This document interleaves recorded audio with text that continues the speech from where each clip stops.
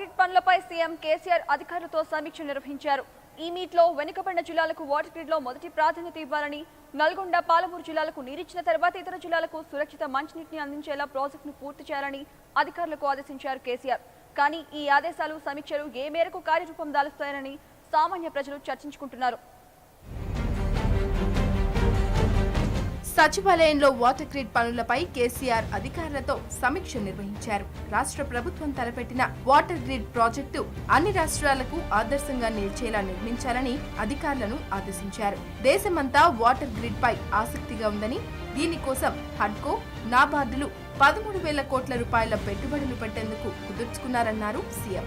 ఈ సంస్థలే మరో 7,000 కోట్ల రూపాయలను కూడా పెట్టుబడులు పెట్టేందుకు ఆసక్తిగా ఉన్నాయని, కేంద్ర ప్రభుత్వం నుంచి కూడా కొన్ని నిధులు వచ్చే అవకాశం ఉందని తెలిపారు.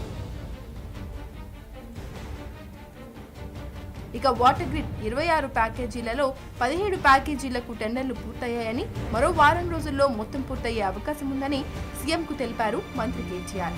వీటిపై స్పందించిన కేసీఆర్ 15 రోజుల్లోగా టెండర్ల ప్రక్రియను పూర్తి చేయాలని, దేశంలో అన్ని ప్రముఖ కంపెనీలు టెండర్లలో పాల్గొనే విధంగా విస్తృతంగా ప్రచారం చేయాలని సూచించారు. అదేవిధంగా పనుల నాణ్యత విషయంలో రాజీ పడకూడదన్నారు కేసీఆర్. మరోవైపు వాటర్ గ్రిడ్ పైప్ లైన్ల నిర్మాణంలో 311 చోట్ల రైల్వే లైన్లు అడ్డుగా వస్తున్న విషయాన్ని అధికారులు సీఎం దృష్టికి తీసుకురావడంతో దక్షిణ మధ్య రైల్వే జీఎంతో సీఎం కేసీఆర్ ఫోన్లో చర్చించారు.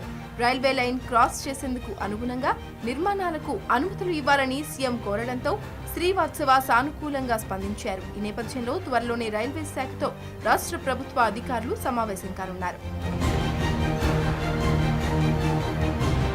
వాటర్ గ్రిడ్ పనులపై ఇన్ని సమీక్షలు, మంతనాలు జరగడం బానే ఉంది. కానీ ఇవన్నీ ఫలించి ఈ ప్రాజెక్ట్ గత ప్రాజెక్టుల్లా గాలి మాటలకే పరిమితం కాకుండా కార్యరూపం దాల్చేలా చూడాలని అధికారులను ప్రజలు కోరుతున్నారు.